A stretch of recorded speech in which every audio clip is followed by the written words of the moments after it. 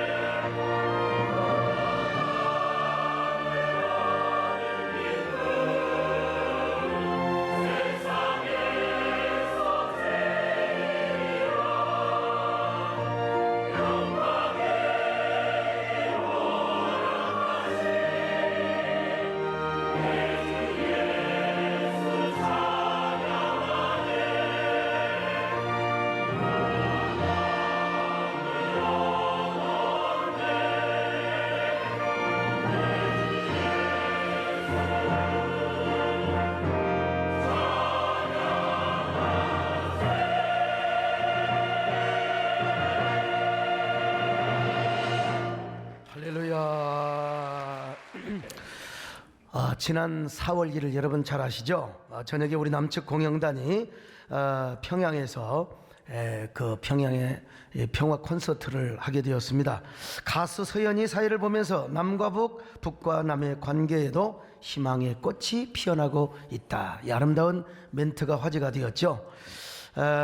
우리나라 최고의 가수를 상징하는 조용필 씨와 이선희 씨가 노래를 불렀습니다. 그 겨울의 찻집 친구여. 또 제가 좋아하는 이선희 씨가 제이에게를 열창했고요. 아름다운 강산을 불렀습니다. 이 다음에 북쪽에서 꼭 우리 남진 장로님을 초청해 주기를 바라고요. 남진 장로님이 가셔서 춤을 추며 노래를 부르면 아마 북한의 아줌마들이 아마 난리가 날 겁니다. 난리가 날 겁니다. 너 빈자리 채워주고 싶어. 그럼 난리 날 거야. 아마 무서워서 지금 북한에서 좀 긴장을 하고 있지 않나 싶은 마음이 드는데요. 요즘 그 북한 사람들이 무슨 노래를 여러분 좋아한 줄 아세요? 백지영의 총 맞은 것처럼이라는 노래를 좋아한대요. 정말 사랑하는 사람이 갑자기 헤어지자고 할 때 총 맞은 것처럼 가슴이 뻥 뚫리고 멍하게 된다는 겁니다. 그냥 갑자기 헤어지자고 하니까 우리 왜 헤어져? 어떻게 헤어져? 어떻게 헤어져? 어떻게 총 맞은 것처럼 하면서 말이죠.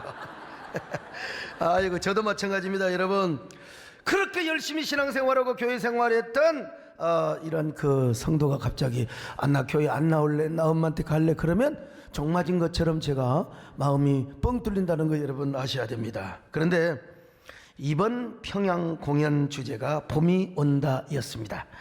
정말 혹한의 겨울 같았던 남북관계에 봄이 온 것 같습니다. 평창 동계올림픽을 앞두고 제가 뭔 표현을 한 줄 아세요? 설국열차, 평화열차를 제가 언급한 적이 있습니다. 교계에서 주최하는 평창 동계올림픽 성공을 위한 기도에 가서 시를 낭송했는데 그때 제가 설국열차 그리고 평화열차를 언급했습니다. 여러분 이미 지나갔지만 한번 일부분을 들어보시겠습니까? 설원 위에 새겨질 평화의 대서사시여. 처음에 생략하고요. 이제 평창 동계올림픽이여, 꿈과 희망의 설국열차가 되어 달려가거라. 저 녹슨 휴전선을 넘어 평화의 눈꽃을 피워라. 남북을 넘어 전 세계가 하나된 열정으로 미움과 증오의 말폭탄을 그치고 화해와 사랑의 아리아를 부르게 하여라.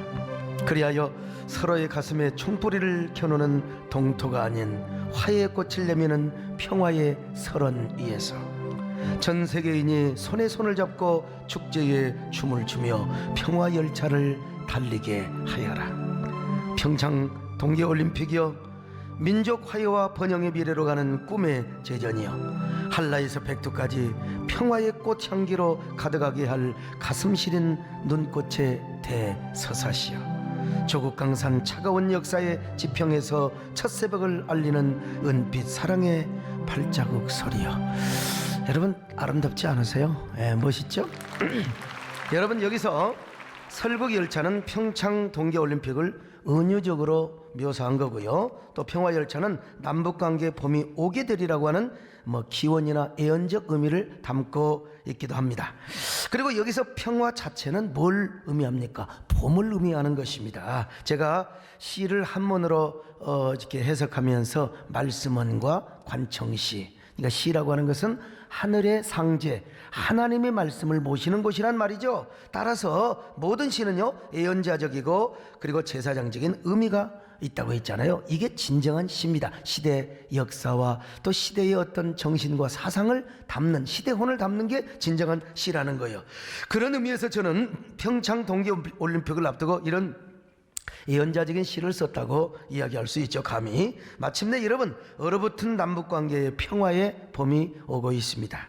저는 이런 시를 쓰고 낭송했을 뿐만 아니라 제50회 국가조찬기도의 설교에서도 설국열차, 평화열차 그리고 통일열차를 언급했죠.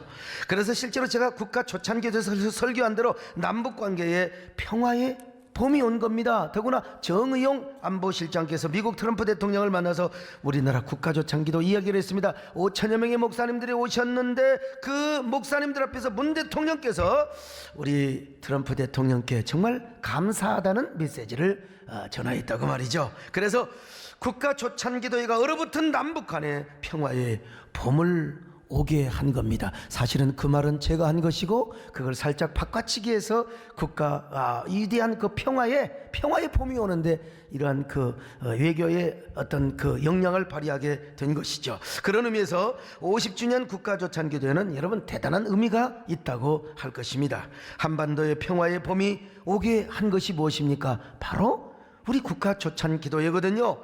동북아의 평화의 봄이 오게 하였습니다. 그 중심에 누가 있었는가? 우리 세덴교회가 있었고 여러분 부족한 종이 있었다는 거 여러분 아시죠? 얼마나 감사합니까? 여러분 봄이라고 하는 것은 정말 아름다운 계절입니다. 그래서 4월의 푸른 겨울의 황막한 대지를 뚫고 솟아나서 지평선의 푸른 소나타를 노래합니다. 특별히 바람이 부는 들판에서 흔들리는 푸른 환상적인 봄의 교향곡을 연주하는 생명의 마에스트로 지휘자가 되는 것입니다.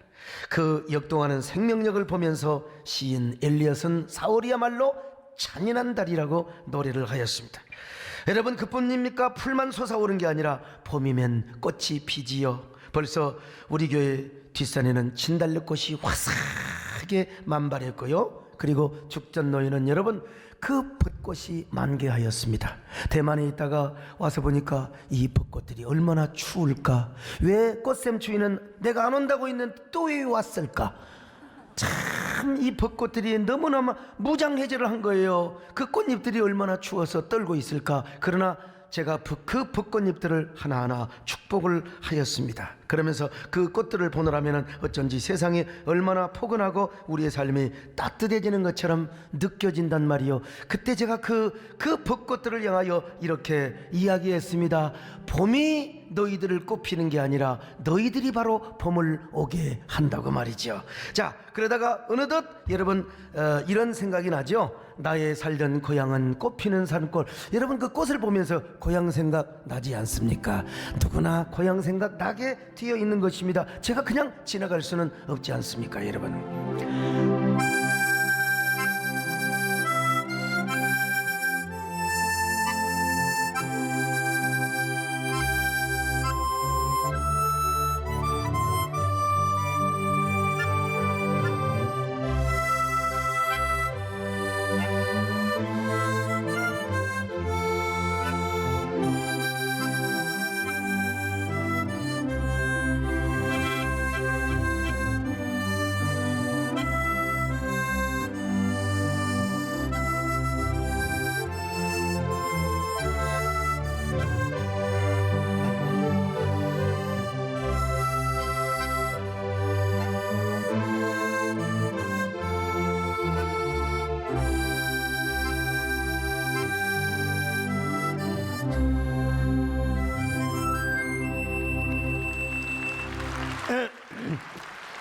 그런데 이 평양 공연의 주제가 뭐냐? 봄이 온다였습니다.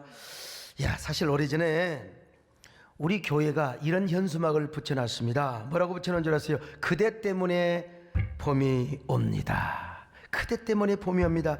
제가 선목사님에게 지난 그 3월 초에 이 문구를 현수막으로 집어넣으라고 제가 이야기를 했거든요.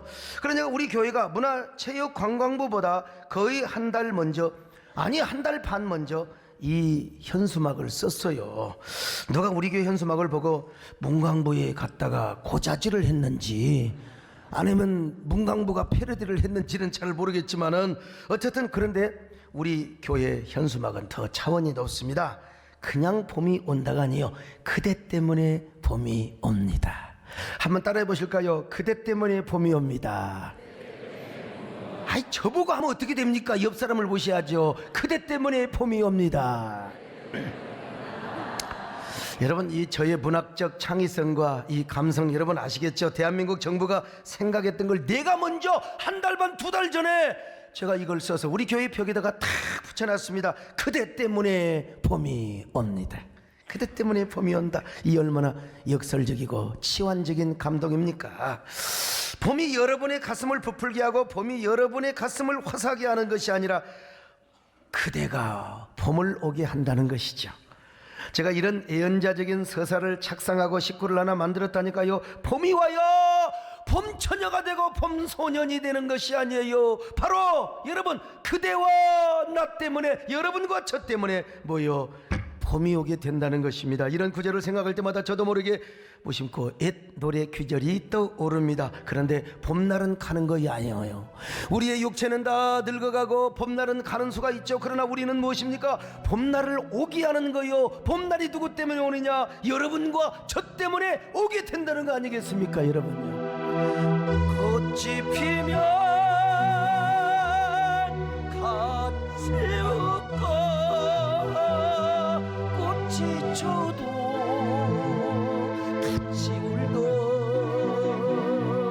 알뜰한 그 사랑이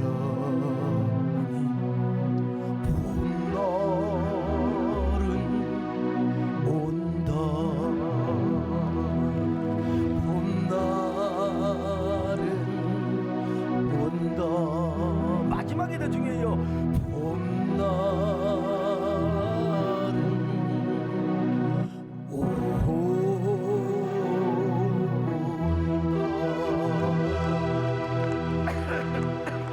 여러분, 진정한 봄날은 누구 때문에 오느냐? 여러분과 우리 때문에 온다는 것입니다. 그래서 저는 항상 바꾸어서 불러요. 봄날은 온다. 내 생애에 봄날은 온다. 내가 봄을 오게 만든다. 그런 것처럼 설국열차가 평화열차가 되게 한 것입니다. 그리고 봄이 온다는 평양 공연의 주제처럼 지금 우리 한반도의 평화에 봄이 오고 있는 것이죠. 우리 교회도 여기에 뒤질세라 오늘 저녁 제50회 국가 조찬기도회 성공 감사 예배 그리고 한반도 평화 통일을 위한 기도회를 하는 것입니다. 오늘 저녁 기도회를 통해서 여러분 우리 한반도의 민족의 평화가 더 그리고 그 봄이 성큼성큼 다가올 줄로 믿습니다. 그리고 보면은 저에게는 분명히 시성도 있고요, 예언성도 있고 미래를 향한 통찰력이 있다는 걸 여러분이 몰라줘도 나 스스로 각성하고 있습니다, 여러분. 근데 뛰는 놈이 나는 놈이 있더라고요. 정말 저보다도 더 나는 사람이 있는데 누구냐면 우리 교회 성광현 목사님이세요. 이분은 우리 세대께 30년사의 제목을 뭐라고 붙였느냐, 여러 개를 붙였는데 바로 그 중에 하나가 꽃송이 하나로도 봄은 놀이라. 이거다, 원더풀, 이거다. 어떤 분들은 뭐 이게 무슨 30년사 제목이 뭐 시집입니까? 천만의 말씀 한번 들어보세요. 얼마나 원더풀한 제목인가. 꽃송이 하나로도 봄은 놀이라. 제가 보니까 우리 선광의 목사님이 그대 때문에 봄이 온다 이걸 아마 좀 패러디하지 않았나, 또 이런 생각을 한번 해보는 거예요. 어떻든 간에 놀랬습니다, 여러분. 우리 새해된 교회의 역사가 그런 것입니다. 우리 새해된 교회의 30년의 역사를 한마디로 표현한다면 꽃송이 하나로도 봄은 온다. 꽃송이 하나로도 봄은 놀이라. 할렐루야. 여러분들이 그 꽃송이 하나가 되시기를 축원합니다. 아니 지나온 30년뿐만 아니라 앞으로도 우리 세대의 30년 역사는 꽃송이 하나로도 봄이 오게 하는 놀라운 축복이 있을 줄로 믿습니다. 정말 오늘 본문을 봐도 위대한 역설의 메시지가 소개되고 있습니다. 오늘 성경을 보면은 모든 육체는 풀이요 그 육체의 꽃이, 그 육체의 모든 아름다움은 들의 꽃이라고 이야기하고 있습니다. 그런데 풀은 마르고 꽃은 반드시 시든다는 것입니다. 왜냐하면 여호와의 기운이 그 위에 풀어졌기 때문이라는 거죠. 자, 이사야 40장 6절로 7절 같이 봅니다. 시작. 말하는 자의 소리여 이르되 외치라. 대답하되 내가 무엇이라 외치리까 하니 이르되 모든 육체는 풀이요 그의 모든 아름다움은 들의 꽃과 같으니 풀은 마르고 꽃이 시들면 여호와의 기운이 그 위에 불미라. 이 백성은 실로 풀이로다. 야, 그렇습니다. 봄꽃이 아무리 아름답다 할지라도 그 꽃이 영원하지는 못해요. 화무 11홍이라. 아무리 아름다운 꽃도 대부분은 11을 가지 못하는 겁니다. 아무리 아름다운 봄꽃이 여름까지 가겠습니까? 여호와의 기운, 여름이라고는 기운이요 꼭 여름이라고 할 수는 없지만 여호와의 기운, 사시사철을 누가 만들었습니까? 하나님이 만들었잖아요.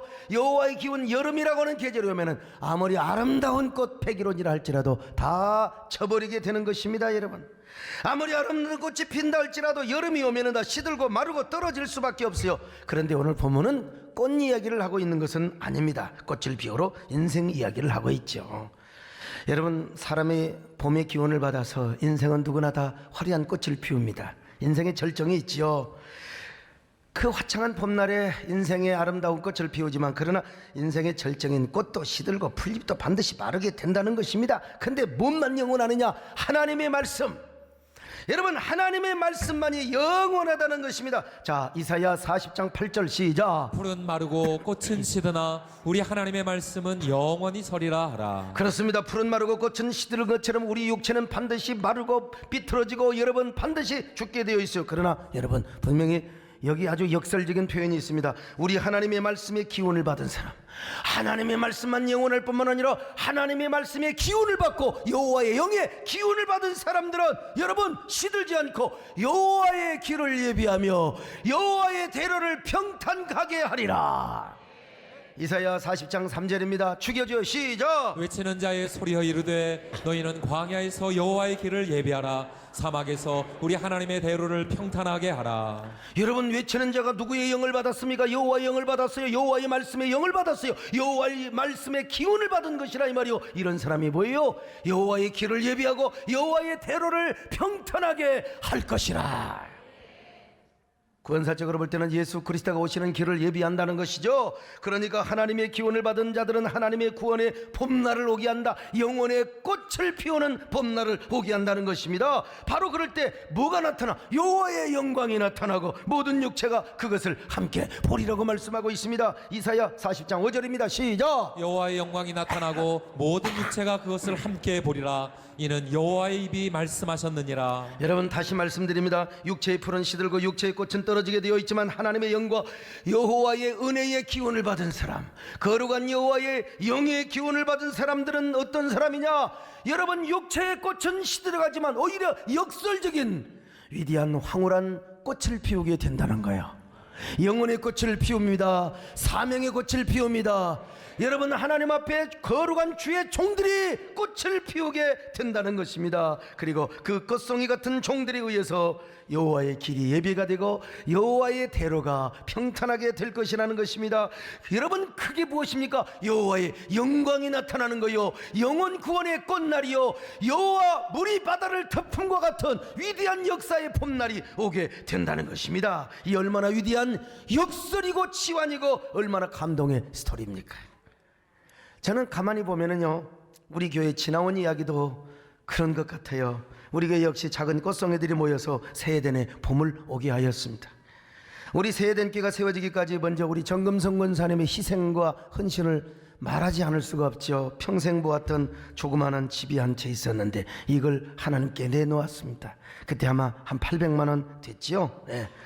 하나님께 바쳤습니다. 그 헌신이 오늘의 새해den교의 미랄이 되게 한 것이죠. 우리 김현숙 권사님, 문정남 장로님의 헌신을 언급하지 않을 수 없습니다. 그분들을 브리스길라 아굴라처럼 하나님이 저를 만나게 하여 주셨죠. 누구보다 저희 집사람의 헌신과 수고는 제가 빼놓을 수가 없지요. 집사람은 절대로 저 같은 스타일을 좋아하지 않는 여자였습니다. 언젠가 저에게 고백하더라고. 나는 장동건 스타일이 좋다고. 참나, 내가 장동건과 남진 장로는 내가 장동건과 내가 뭐 못할 게 뭐가 있습니까? 패기가 키가 적습니까? 인물이 부족합니까? 근데 장동건 일을 좋아한다는 겁니다. 더더구나 우리 집사람은 목회자는 절대로 목회자와는 결혼 안 한다. 사모와 목회자 사모는 절대로 안 한다는 겁니다. 여러분, 지네 엄마한테 어릴 때부터 상처받아서 교회와 주의종들로부터 피해의식을 가지고 있어요. 그러니 저와 결혼을 안 하려고 얼마나 도망을 다니고 전화만 하면 그냥 온갖 육두문자 욕을 다 해서 저는 우리 마누라한테 욕을 배웠다는 거 여러분 아십니까? 근데 결혼했어요. 결혼하는 것 자체가 희생이지요. 아이고, 일부 예배 때도 끝나고 뭐 지나가면서 가더라고. 우리 마누라한테 어떻게 살았냐고. 아이고 지겨웠어요. 내가 그랬어요. 내가. 근데 그 자체가 여러분 희생이지요. 또 우리 배영수 장로님과 최은하 집사님 헌신, 참 얼마나. 우리 배영수 장로는 저기 LG 또 대우 다 이렇게 합격하고 거기 직장 생활하다가 나는 교회 일을 해야 된다. 그래서 여기까지 여러분 왔습니다. 이분들의 헌신과 눈물이 밑거름이 되어서 이처럼 아름다운 꽃을 피우게 된 것이죠. 우리 김정호 장로님 첫 개척 멤버라고 할 수 있겠죠. 또 카나다로 이민을 갔던 우리 박영호 장로님, 그 다음에 지금은 나이가 연로하셔서 일산으로 이사를 갔어요. 아들 집으로 갔는데 우리 민경순 권사님, 또 김양님, 임정선, 오순자, 이런 꽃송이들로 인하여 여러분 새해den의 봄날이 오고 있는 것이죠. 그리고 교회를 개척한 이후에 초창기에 오셨던 분들 가운데 양계석 전사님 말하지 않을 수 없어. 이 양반은 저를 얼마나 무시했는지 우리 집사람하고 좀 똑같아요. 우리 정근사님이 우리 소목사 앞으로 크게 쓸 것이라고 그러니까 아이고 저런 게 뭘 쓴다고 아이고 저러지. 자기는 또 얼마나 잘났다고. 제가 그때 막 바지를 질질 끄고 다니면서 막 가락동의 모든 동네를 다 이렇게 막 쓸고 다녔고 누비고 다니고 그냥.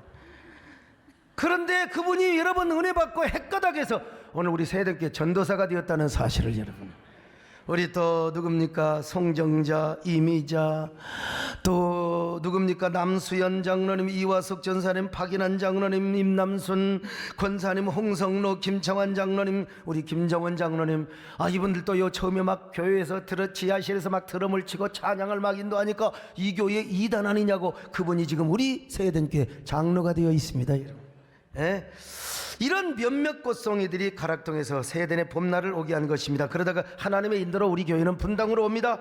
자, 그때 맨 먼저 왔던 윤승희 전사님, 이경연 전사님, 또 강정진 전사님, 이런 한 송이 꽃들, 여러분 분당에 세대의 꽃밭을 만들게 된 거죠. 그 꽃들이 마침내 세대의 봄을 오게 한 것입니다. 이분들은 40년 만에 찾아온 폭서의 더위에도 아랑곳하지 않고 11시 12시 밤 11시 12시에 전도로 이 보통 미친 진짜 님들이 아니죠. 그래 배가 고파서 이제 먹자고 먹이 가서 밥 좀 먹으려고 문 다 닫아버렸어요. 그래서 그냥 집에 가서 남의 끓여 먹고 다 잤던 추억이 있습니다. 제가 분당에 왔을 때 저는 분당 신도시 문화를 잘 몰랐습니다. 가락동에서 목회를 하다가 분당에 와서도 여전히 폭격기 같은 설교를 합니다. 그러다가 그 폭격기의 여운은 지금도 아직도 남아있다고 할 수 있죠. 그때 좀 에세이적이고 또 뭐라고 할까요, 좀 저널리스트 같이 아주 좀 이렇게 우아하고 고상한 아주 빅토리아풍의 설교를 했으면 얼마나 좋았을까. 그러나 저는 여전히 폭포수 같은 외침의 설교를 하고 야성의 설교를 하는 것입니다. 그런데도 불구하고 사랑하는 성도들이 제 주변에 모여들고 떠나지 않고 저를 중심으로 해서 세대의 봄을 오게 하는 꽃송이들이 되게 한 것입니다. 참, 그 사람들이 어떤 사람입니까? 내가 인간적으로 좋아서가 아니라 여호와의 영의 기운을 받고 말씀의 은혜를 받고 성령의 기운을 받은 사람들이 말이요, 희생의 꽃이 되고 사랑의 꽃이 되고 역설의 꽃이 되어서 이렇게 아름답게 피어나고 그리고 세대의 화려한 봄날을 오게 한 것이라 이 말이죠. 그리고 마침내 분당에 구미동 성전을 건축한 지 5년 만에 지금도 저 서울대 병원에 있지 않습니까? 서울대 병원의 앞에 제 방에 5년 만에 다시 땅을 사서 예배당을 짓는 폭풍 같은 역사를 일으킨 것입니다. 사실 여러분 주로 예배당을 지면 사람들이 떠납니다. 근데 우리 교회는 여러분 예배당을 지면서 갑절로 부흥을 했다는 사실이죠. 그래서 그때 하나님이 때마침 누구를 보내주었느냐, 오늘 장로회장으로 수고하고 계시는 우리 서광수 장로님을 보내주셨어요. 우리 서장로님께서 역설의 헌신적 꽃송이가 되어 세대의 봄을 앞당겼던 것입니다. 그래가지고 여러분 그때 2달 남짓 되어가지고 여러분 그 얼마 되지 않는 성도들이 땅을 산다고 땅값 지불한다고 2달 반 만에 80억이 넘는 현찰을 다 왔어요. 내가 지금 생각해보면 이런 기적, 이런 역사가 도대체 어디가 있나. 일일이 성도들의 이름을 다 부를 수는 없지만은 누구 하나 많이 아는 사람 다 고만고만의 토토리 기저귀로 성도들이 다 힘을 합치니까 여러분 땅값을 한꺼번에 다 내버리게 되었던 것입니다. 그러니까 제가 꽃송이 하나로도 봄은 온다. 여러분 제가 이런 제목을 이거 설교 제목을 안 쓸 수가 없습니다. 그리고 제가 이런 노래를 안 부를 수가 없어. 저에게는 이것이 뭐냐? 바로 복음성가가 되어버리고 말아요. 다시 한번 내가 안 부를 수가 없어요. 꽃이 피면 같이 웃고 꽃이 져도 같이 울고 눈물 진 그 헌신에 봄날은 온다.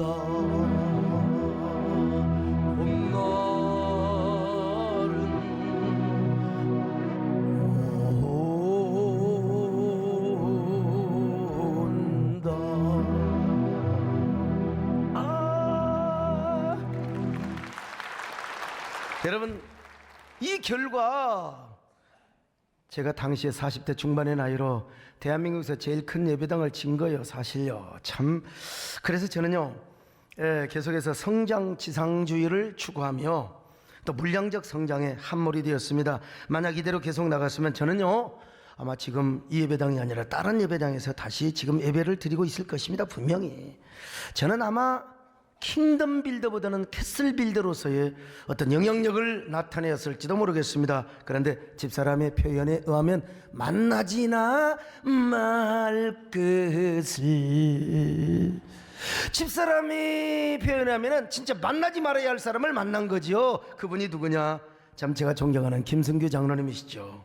저는 김 장로님을 통해서 야 공교회를 세우고 목회 생태계를 지키는 거 얼마나 이게 중요한 것인가. 그분은 평신도입니다. 신학을 한 분도 아니에요. 저보다 기도를 많이 하고 저보다 하나님을 사랑하는 걸 보면서 더 경건하게 살면서 여러분 제가 아주 충격을 받았지요. 도전을 받았어요. 근데 요즘 어떻게 자꾸 극보수로 가는 걸 봐요. 제가 좀 말리고 있는데 바빠서 좀 뵙지도 못하고 전화만 하고 있는데요. 그러더라도 그분이 공교회를 세우고 킹덤 빌더 사역을 하시는 것을 참 변함이 없는 것을 제가 봅니다. 아무튼 그분을 만나면서 제가 완전히 전문적이고 또 뭡니까 생태계 사역을 하는데 올인을 하였죠. 그 결과 우리 세된 교회의 꽃송이 하나로 한국교회에 봄날이 오고 있음을 여러분 아십니까? 여기컨대 2011년 정부에서 이슬람 스쿠크를 도입하려고 합니다. 여러분 만약에요 이 스쿠크가 입법화되면요 샤리아법이 들어오게 됩니다. 그리고 이슬람 세력이 걷잡을 수 없이 들어오면은 유럽 나라들처럼 교회가 망할 뿐만 아니라 이게 테러 위험 국가가 될 수밖에 없어요. 그래서 이거 다시 한번 생각해 봐달라고 당시 대통령께 그리고 정부 여당에 간곡하게 이야기를 함으로써 여러분 이 스쿠크법을 취소하게 되었죠. 그래서 저는 그때의 이슬람 관련 동영상을 만들어서 전국 교회에 배포해서 이슬람 확산의 위험을 알리고 한국교회 연합기관과 전 교단의 이슬람 대책위원회가 설립될 수 있도록 불시 역할을 하였지요. 여러분 동성애도 마찬가지입니다. 동성애 여러분 하고 싶은 사람 하면 되는 거지 뭘 그렇게 차별금지법까지 만들어가지고 교회로 하여금 침묵을 나게 만드는 것입니까? 저도 처음에는 동성애가 그렇게 심각한 문제인지를 몰랐습니다. 그런데 제가 한국교회 동성애 대책협의회 대표회장과 또 그리고 공공정책협의회 회장의 신분으로서 이 심각성, 국민들에게 건강에 피해를 주는 것, 그리고 여러분 지금 생명 존중의 시대 아닙니까? 지금 인구 때문에 우리 대한민국 문제인데 어떻게든지 우리가 결혼을 해서 생명을 많이 낳고 생명을 존중하는 이런 그 건강한 사회가 되지 않겠는가? 그러면서 막 시청 앞과 퀴어 이 축제 반대 집회를 하면서 동성애 폐해를 알렸고 일반 공중파 방송과 신문에서 최초로 여러분 이러한 문제점을 제기하기 시작했습니다. 그래서 국민들이 알게 되었고요. 그래서 모든 그 차별금지법도 멈춰지게 된 것이죠. 종교인 과세도 마찬가지입니다. 여러분 종교인 과세 우리 교회는 모든 직원들이 다 십몇 년 전부터 여러분 개인의 소득을 다 이런 시대가 올 줄 알고 세금을 냈습니다.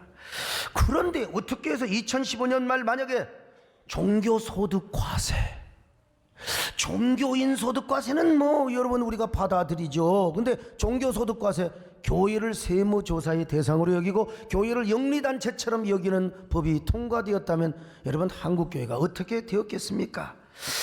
그런데 그때 우리 김진표 장로님께서 정말로 애를 써주셨고요. 제가 경기총 대표회장으로서 17개 광역도시 전부 연합을 해서 바로 당시 여당을 설득하고 그리고 계속해서 이야기함으로써 결국은 뭡니까? 종교인 소득과세법으로 입법하는데 여러분 성공을 했습니다.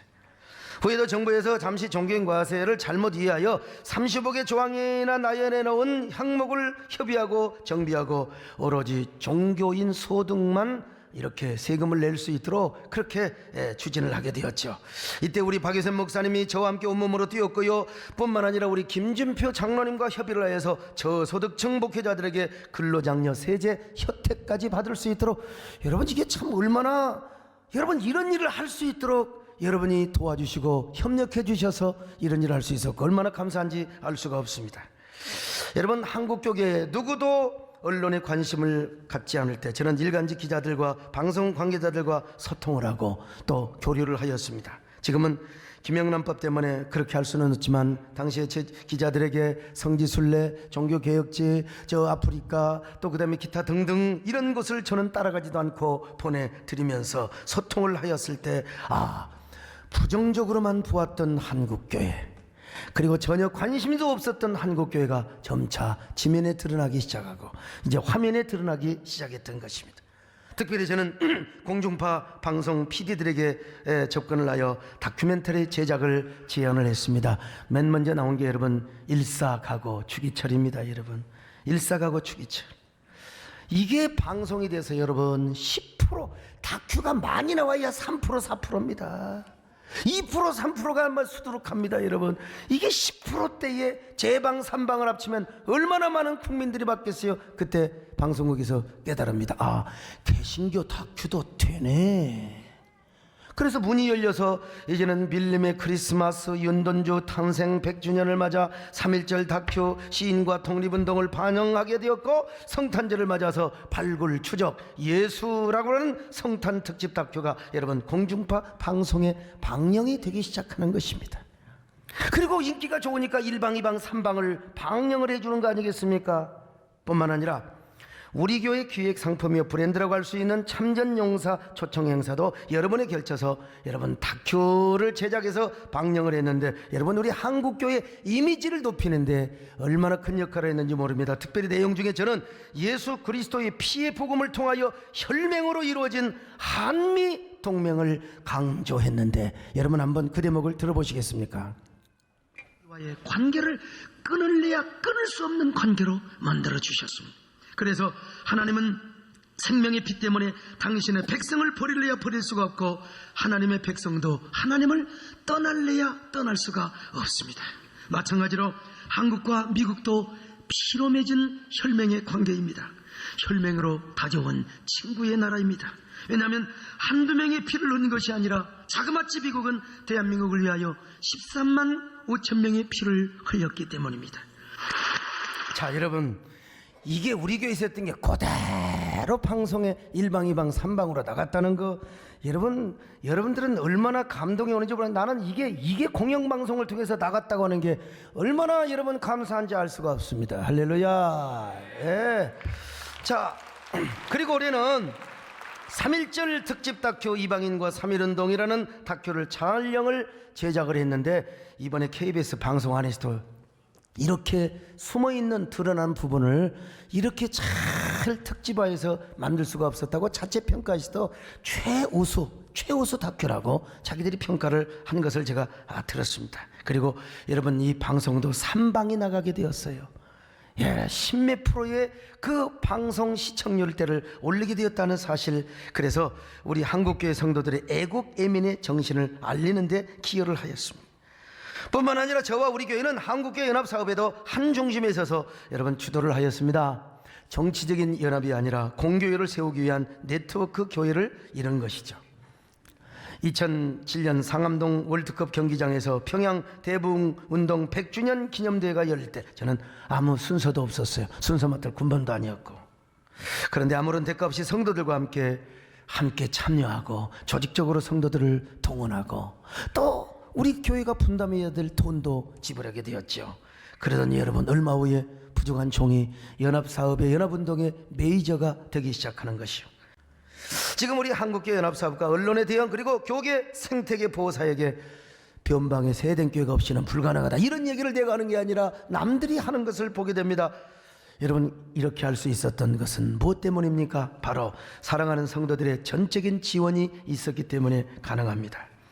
우리 장로님들이 저를 믿어주시고 또 재정부를 이끌어가는 우리 장로님들이 정말로 충직하게 섬겨주시고, 최근 들어서 우리 손정원 한수 입사님, 우리 김찬원 장로님 물질적인 헌신을 해주셔서 너무너무 감사하고, 제가 밖으로 뛰는 동안에 우리 이종민 목사님 또 우리 홍용기 목사님을 비롯해서 우리 모든 교육자들이 혼연일체가 되어서 우리 세대의 봄날이 오도록 열심으로 노력해 준 거 얼마나 감사한지 알 수가 없습니다. 우리 평교원 이경희 전사님을 중심으로 한 평교원, 그리고 또 최근에 와서 이수희 집사님을 중심으로 한 세된 전도단이 끝까지 우리 세대의 봄날을 오게 함으로써 세대의 교회를 젊게 만드는 거 얼마나 감사한지 알 수가 없어요. 자, 이 모든 분들이 꽃송이 하나하나가 되어서 세대의 봄이 오게 한 것입니다. 아니, 우리 세대의 봄만 오게 한 것이 아니라 여러분, 우리 세대의 꽃송이 하나가 한국교회에 봄이 오게 한다는 것입니다. 여러분, 얼마나 세대니라는 꽃송이 하나가 여러분, 우리 겨울 같은 한국교회에 봄을 오게 한다. 여러분, 벅차지 않습니까? 그래서 30주년을 맞이해서 우리가 여러 가지 기념 행사를 하려고 합니다. 이런 행사를 하려고 하는 것은 우리 세대교회가 첫째로 하나님께 영광을 돌리고요, 두 번째는 우리가 리더십을 좀 선점해서 정말 좀 한국교회를 섬기고 싶고요, 또 하나는 뭐냐, 그 리더십으로 목회 생태계를 세우고 한국교회 공교회를 우리가 세우고 싶기 때문에 그런 것입니다. 그래서 우리 교회가 한국교회라고 하는 광야에 봄이 오게 하는 꽃송이가 되었으면 정말 좋겠습니다. 여러분,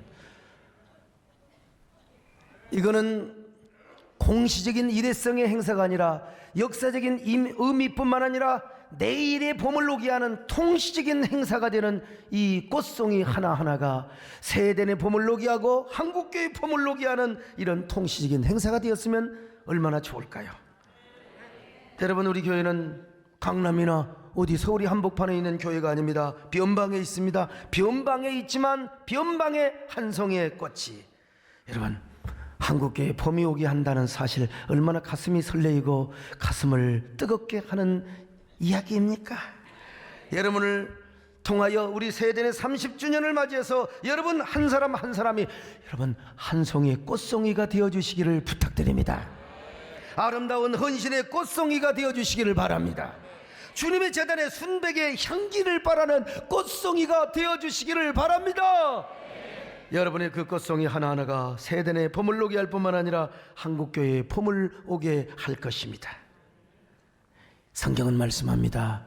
구태여 화무시미록이라는 말을 안 쓰더라도 세상도 지나가고 정욕도 지나간대요. 그 세상과 정욕이 다 뿌리와 풀과 꽃과 같다고 있지 않습니까? 그러나 하나님의 뜻을 행하는 이는 영원토록 거한다고 말합니다. 자, 요한에서 2장 17절 시작. 이 세상도 그 정욕도 지나가되 오직 하나님의 뜻을 행하는 자는 영원히 거하느니라. 그러나 여러분, 오늘 본문은 말씀하지 않습니까?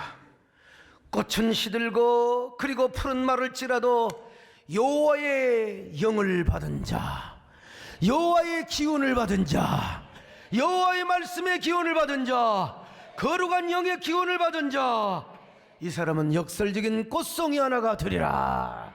그리고 그 꽃송이 하나가 뭘 오게 하느냐? 여호와의 영광의 날을 오게 한다는 것입니다. 여호와의 대로를 맞이하게 한다는 것입니다. 봄날을 오게 한다는 것입니다. 여러분, 언젠가 우리 한국교회도 30년 50년이 지나면 유럽의 교회들처럼 겨울이 올지 모릅니다. 겨울이. 그러나 그런 차가운 겨울이 온다 할지라도 우리 세된 교회가 광야에 비록 변방에 있지만 언제나 젊은 꽃송이 하나로 존재한다면 그 기나긴 겨울도 이겨내고 반드시 우리 광야, 우리 민족의 광야와 우리 한국교회라고 하는 특력의 봄이 오게 하는 꽃송이가 될 줄로 믿습니다. 여러분을 통하여 봄이 올 줄로 믿습니다. 지난주에 저는요, 총회 농어촌부 수양에서 말씀을 증거하고 대만의 타이페이에 있는 이 화평체육관에 있었던 타이페이 성령 불꽃 집회에서 제가 주강사로 쓰임을 받았습니다. 여러분, 만여 명이 체육관을 꽉 채우는 저 집회요, 얼마나 말씀의 은혜를 받고, 야, 진짜 목사가 저런 해외에 가세요? 저런 원주민들에게 이렇게 말씀을 전한다는 게 얼마나 큰 영광인지 알 수가 없어요. 그런데 저만 이런 영광을 누리느냐? 저를 따라간 우리 김문기 장로님도 제 덕분에 저곳에서 찬양을 하였다는 사실입니다. 여러분, 찬양을 하는데 얼마나 열광의 박수를 받았는지 몰라요? 저는 저 모습을 보면서, 야, 세상에 대만에 봄날이 오고 있구나, 정말로 부흥의 봄날이 오고 있구나. 근데 이 봄날을 누가 오게 했느냐? 여러분, 우리 조용기 목사님, 여의도 순복음교회와 조용기 목사님의 영향으로 대만에 저런 영원의 봄날이 오고 있다는 것을 제가 다시 깨닫고, 아, 그랬구나, 여의도 순복음교회가 저렇게 위대한 역할을 했구나. 여러분, 우리 세den교회도요, 이미 화사하게 피어버리는 그래서 이제 시들기만은 기다리는 만개한 꽃이 아니라 언제나 꽃송이와 같은 청년 정신, 도전 정신, 야성의 열정을 가지고 더 젊어지고 더 푸르른 교회가 되었으면 정말 좋겠습니다. 그런 의미에서 저는 이러한 시대의 의미와 정신을 담아서 한국교회와 역사 앞에 꽃송이 하나 더 품어놓으리라, 이런 제목으로 30년 역사의 돌리비를 세우고 싶습니다. 불멸의 황금서판에 이런 글자를 남기고 싶습니다. 바로 꽃송이 하나라도 품어오리라고 말이죠. 그래서 먼 훗날 우리 후세대들이 차가운 겨울 광야를 걸어야 하는 엄혹한 때가 온다 할지라도 그 기념비적인 돌을 보고 그 황금서판을 바라보면서 한 송이의 꽃을 바라보며 우리 한국교회 봄을 오게 하는 위대한 역사가 있으리라고 저는 확신합니다. 그런 위대한 역사에 쓰임받는 저와 여러분 되시기를 주의 이름으로 축원합니다. 하나님 아버지 고맙습니다. 우리 아버지 귀한 성도들, 오늘도 정말 우리가 한 송이 꽃이 되게 하여 주시고 그 꽃으로 말미암아 세대내 봄이 오고 한국교회 봄이 오게 하는 위대한 꽃송이들이 되게 하여 주시옵소서. 예수님의 이름으로 기도드립나이다. 아멘.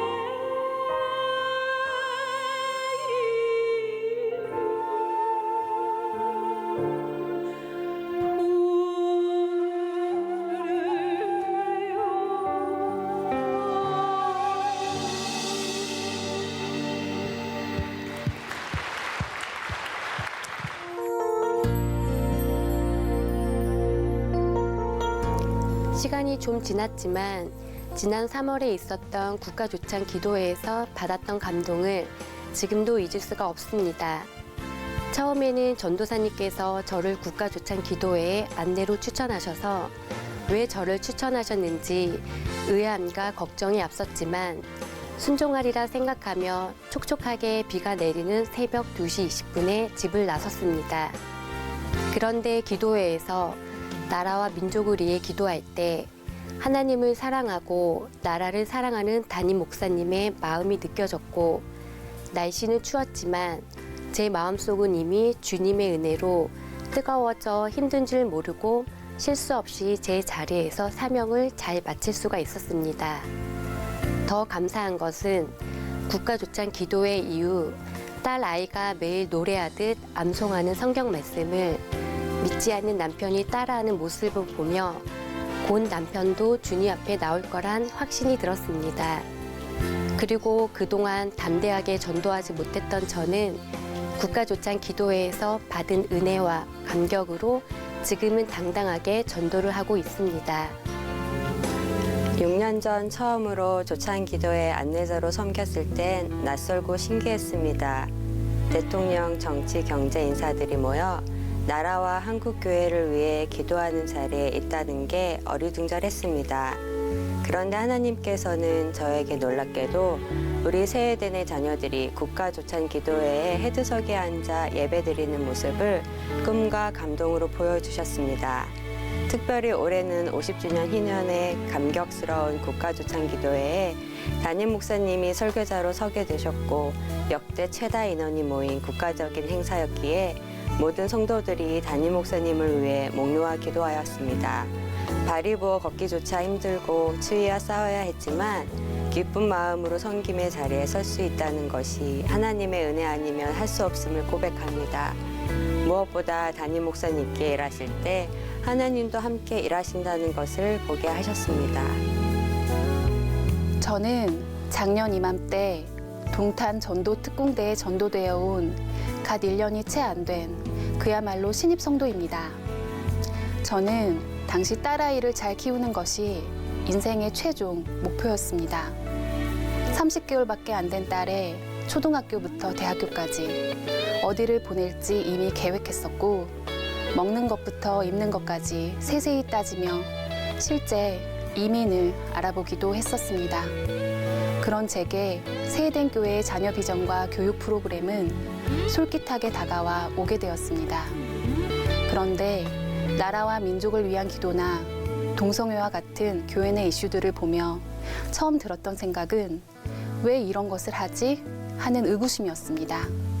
하지만 내가 그토록 사랑하는 아이가 앞으로 살아가야 할 이 나라, 이민을 가지 않는다면 눈 감는 날까지 살아야만 하는 이 땅이 이미 진흙밭이라면 내가 내 아이만 잘 키운들 무슨 소용이 있을까라는 생각이 들었고 차츰 소강석 담임 목사님께서 하시는 사역들에 관심을 갖게 되었습니다. 그러던 저에게 국가조찬 기도회 안내봉사 사명은 너무나도 뜻깊게 다가왔습니다. 8cm 힐을 신고 앉지도 못한 채 몇 시간을 서 있느라 내 다리는 이미 내 다리가 아닌 것 같은 느낌인데도 마음속으로 간절히 곱씹고 곱씹었던 기도는 하나님 나라 영광 위에 쓰임받게 해주심에 감사드립니다. 라임이가 하나님께서 주신 프라미스 콤플렉스 언약 안에서 앞으로 이 나라, 이 민족의 지도자가 되어 국가조찬 기도회에 꼭 참석하게 해주세요였습니다. 어느덧 행사가 마무리되어 문재인 대통령께서 퇴장하실 때 안내팀에게까지 악수를 건네주셔서 대통령과 악수하는 행운까지 있었습니다. 한복 안내팀이 되어 인사를 할 때 마치 천국에 온 것 같다고 말씀해 주시는 분도 계셔서 쓰임 받을 수 있음에 감사드렸습니다.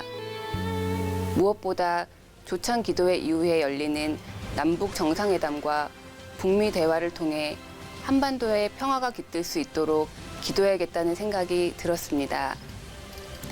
이제 세해된 교회에 온 지 1년이 된 제가 이렇게 귀한 자리에 쓰임받게 된 것이 너무 놀랍고 신기할 때가 많습니다.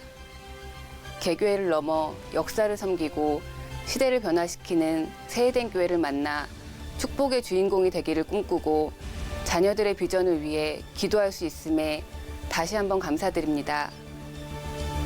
부족한 저희를 세대의 사명자로 써주시고 간증의 자리까지 세워주신 하나님께 모든 영광 올려드립니다. 감사합니다.